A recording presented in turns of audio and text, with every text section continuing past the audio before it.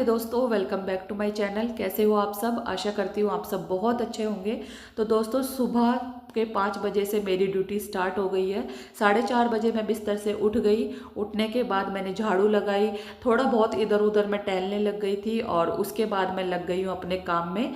और मैंने है ना फिर उसके बाद आलू छील लिए हैं, क्योंकि मुझे आज बच्चों के लंच में बनाने थे आलू के पराठे। इतने आलू उबाल लिए हैं कि लंच का काम भी हो जाएगा बच्चों का और नाश्ता भी हो जाएगा। तो सर्दियों के टाइम तो ऐसे ही चलता रहता है, कभी आलू के तो कभी मेथी के, कभी मूली के, इस तरीके से पराठे बनते रहते हैं घर में। तो यहाँ पर मैंने अपना जो काम है वो सुबह एनर्जी के साथ संभाल लिया है। सबसे पहले मैं गर्म पानी से शुरुआत करती हूँ अपनी सुबह की। गुनगुना पानी लेती हूँ, उसमें 1 चम्मच शहद डालती हूँ और इतने मैंने है ना आलू को बॉईल करने के लिए रख दिया है। जितने इसमें 1 सीटी आएगी और इतने मैं अपने और काम देख लूँगी। तो यहाँ पर पहले मैं आराम से बैठकर गर्म पानी पीती हूँ, गुनगुना। और गुनगुने पानी पीने के फ़ायदे तो आप सबको ही मालूम होगा। साथ में शहद डाल के पीने से क्या होता है ना कि वेट ज़्यादा गेन नहीं होता है, वेट लूज़ होने में बहुत ज़्यादा इफेक्टिव है। तो इसलिए मैं कभी नॉर्मल ही गुनगुना पानी पीती हूँ या फिर कभी शहद डालकर पी लेती हूँ। और आराम से बैठकर पीने के बाद में फिर आ गई हूँ किचन में मैं, क्योंकि है ना मुझे करनी है आलू की पिट्ठी की तैयारी। तो ये जो हम हाउस वाइफ के जो सुबह के काम होते हैं ना, बहुत भाग दौड़ वाले, उनमें है ना एक सबसे बड़ी भूमिका चॉपर की भी होती है। इससे बहुत सारे हमारे काम आसान हो जाते हैं। सब्जियों को चॉप करने में काफ़ी टाइम लगता है, लेकिन हम चॉपर का यूज़ करते हैं ना तो हमें बहुत ज़्यादा हेल्प मिल जाती है। तो इसका यूज़ मुझे बहुत ही अच्छा लगता है और बहुत जल्दबाजी में होती हूँ ना तब ये तो मैं ज़रूर यूज़ करती हूँ। और वैसे भी है ना प्याज टमाटर के लिए काफ़ी अच्छा है, तो इससे काफ़ी बारीक चीज़ें कट हो जाती है। तो अब यहाँ पर देखिए, जितने मैंने प्याज वगैरह को अच्छे से चॉप करके रख लिया है ना, इतने मेरे आलू भी बॉईल हो गए हैं। और अब यहाँ पर मैं बना रही हूँ पिट्ठी। तो आलू की पिट्ठी बनाने के लिए इसमें मैंने सारे मसाले ऐड कर दिए, मिर्च, धनिया, जीरा और साथ में हींग भी डाल दिए। नमक डाल दूंगी इसमें। हरा धनिया मेरे पास नहीं था तो वो मैंने स्किप कर दिया है। और साथ में ना मैं प्याज, इसमें जितनी मैंने प्याज काटी है ना, चॉप करके रखी है, वो सारी ऐड कर दूंगी। क्योंकि आलू के साथ प्याज डाल के बनाओ ना बहुत सारी, तो काफ़ी अच्छे पराठे बनते हैं, यानी आलू प्याज के पराठे बहुत टेस्टी बनते हैं। तो इनको मैं अच्छे से मैश कर लूँगी, क्योंकि गर्म ज़्यादा है तो मैं अभी फोक की हेल्प से इसको मैश कर रही हूँ। फिर उसके बाद मैं ना मैशर से इसको अच्छे से मैश करके और जो इसकी पिट्ठी बना लूँगी। अब यहाँ पर मैंने देखिए 1 आलू निकाल लिया था कान्हा जी के लिए, क्योंकि बिना प्याज के उनका पराठा बनाना था। तो पहले ही मैंने उनको 1 आलू निकाल के रख दिया है, ताकि जब मैं उनका भोग बनाऊँ तो बिना प्याज का ही मैं उनके लिए पराठा बनाऊँ। तो वो साइड में रख दिया है मैंने। और अब इसमें मैंने ऐड कर दिए सारी प्याज। तो ये मेरी पिट्ठी बनके तैयार हो जाएगी। और गरम गरम पिट्ठी में सारे सामान मिला देना, तब ज़्यादा पानी नहीं होता है इसमें और अच्छे से ये सेट हो जाती है। तब हम पराठे बनाते हैं ना तो ये निकलती नहीं है, बिल्कुल भी पराठे हैं जो फटते नहीं हैं।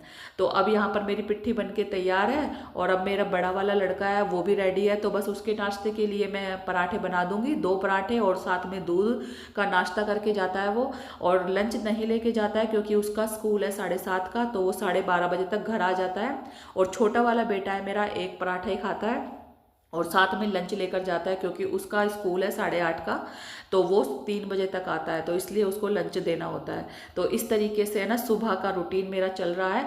और यहाँ पर देखिए गर्मा गर्म जो है आलू के पराठे तैयार है, बच्चों को नाश्ता करा दूंगी। अब आप देखिए दोस्तों, एक हाउस वाइफ होती है ना, उसका जो सबसे पहला कर्तव्य होता है ना, अपने बच्चों को, अपनी फैमिली को खुश रखना होता है। टाइम से उनको सारे काम टाइम से उनको सारे काम करके देने होते हैं। और ये सब चीज़ पॉसिबल होती है हमारे रूटीन से।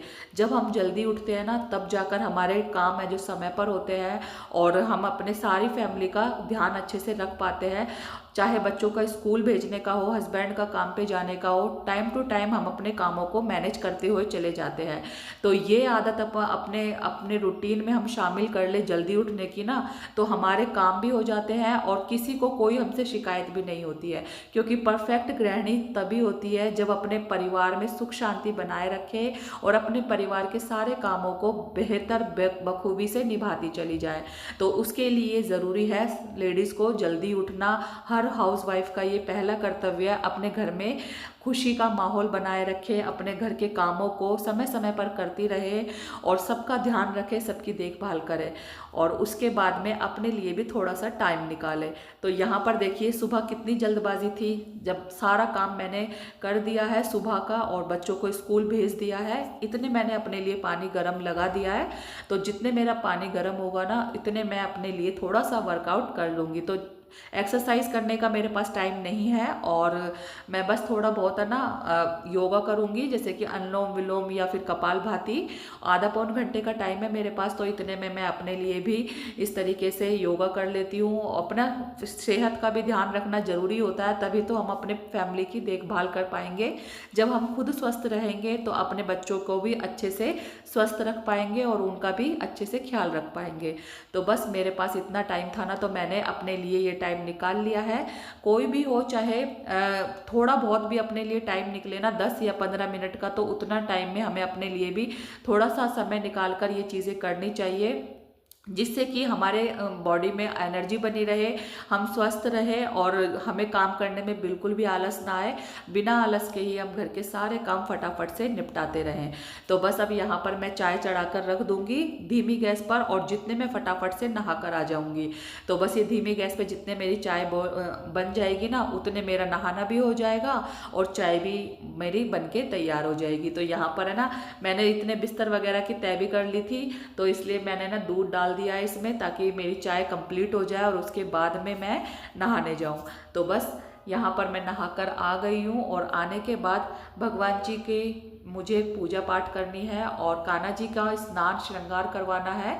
तो बस इस काम को करने से है ना, सबसे ज़्यादा शांति मिलती है, मन को सुकून मिलता है। सबसे ज़्यादा पूरे दिन में जो काम होता है ना, जिससे मन को शांति मिलती है ना, तो वो है पूजा करने का, जिससे कि है ना पूरा दिन अच्छा रहता है। घर में वो अलग सी एनर्जी बनी रहती है और जो नेगेटिविटी है वो दूर होती है, घर में पॉजिटिविटी आती है।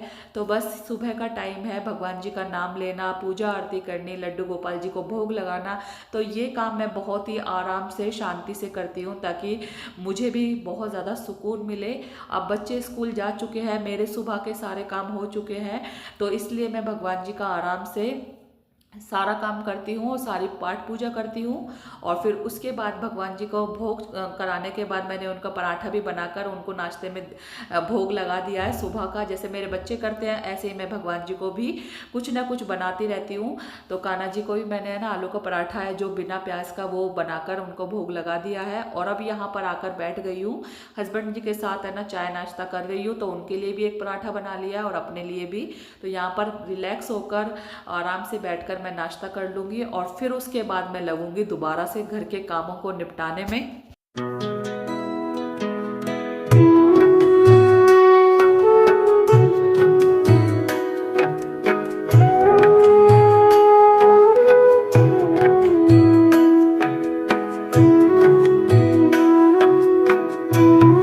तो जी नाश्ता करने के बाद आ गई हूँ इस रूम को समेटने के लिए। और ये बच्चों का रूम है, तो वो पूरा रूम है ना फैला कर ही रखते हैं। सुबह सुबह जल्दबाजी होती है उनको स्कूल जाने की और मुझे भी उनको भेजने की, तो इसलिए ना वो बिल्कुल भी बिस्तर वगैरह नहीं फोल्ड करते हैं। जिस दिन छुट्टी होती है ना, उस दिन वो अपने आप ही रख देते हैं। और वैसे भी बच्चे तो ऐसे ही होते हैं सबके ही, कि अगर उनका मन हुआ तो वो कर लेते हैं काम को, नहीं तो वो इग्नोर कर देते हैं। और कई बार तो उनको लगता है ना कि भाई मम्मी इतनी देर से लगी हुई है, तो वो उनको मन होता है तो वो अपने आप ही बिना कहे सारा काम, अपना रूम वगैरह सब सेट कर देते हैं। तो इस रूम में मैं सबसे लास्ट में आती हूँ, क्योंकि इसमें है ना सारा काम ऐसा फैला होता है और पूरा रूम है ना ऐसा बिखरा हुआ होता है, और बच्चों के बुक्स वगैरह बैग वगैरह सब इसी रूम में होते हैं। तो सारा काम निपटाने के बाद में मैं इस रूम को साफ करती हूँ। और यहाँ पर देखिए मैं आपको है ना ये स्वीट भी दिखा रही हूँ। ये बर्फ़ी आई थी जो कि हमारे गेस्ट आए थे, तो वो लेकर आए थे। तो सुबह सुबह मैंने बच्चों को है ना टिफ़िन में भी रख दी थी 1-2 पीस। तो ये पूरा डिब्बा आया हुआ था मिठाई का। तो बस मिठाई वगैरह तो हमारे घर में आती रहती है, तो बस बच्चों को नाश्ते में भी है ना सॉरी लंच में दे देती हूँ मैं स्कूल के टिफ़िन में। तो अच्छा लगता है, लंच करते हैं जब उसके बाद में मीठा खा लेते हैं। और अब यहाँ पर है ना सारा काम संगवाने के बाद, रूम में से सारा अच्छे से अरेंज करने के बाद में अब दोबारा से आ गई हूँ किचन में, क्योंकि मैंने पराठे तो बनाए थे, तो 1-2 पराठे और एक्स्ट्रा बन गए हैं। उसके साथ साथ मैंने रोटी भी सेक ली थी। आटा तो मैंने लगा ही दिया था, लेकिन है ना पराठे सबके लिए दोपहर के लिए नहीं हो पाते, तो इसलिए मैंने है ना रोटी भी फटाफट से तभी बना ली दोपहर में ही, 11 साढ़े 11 बजे के करीब। और अब यहाँ पर है ना मैंने जो है सब्जी, जो साग होता है ना पालक का, बथुआ का, वो उबाल के रखा हुआ था, तो बस वो एक कटोरी था और उसमें मैं तड़का लगा रही हूँ। तो तड़का लगाने से इसका जो टेस्ट है वो और भी ज़्यादा अच्छा हो जाएगा।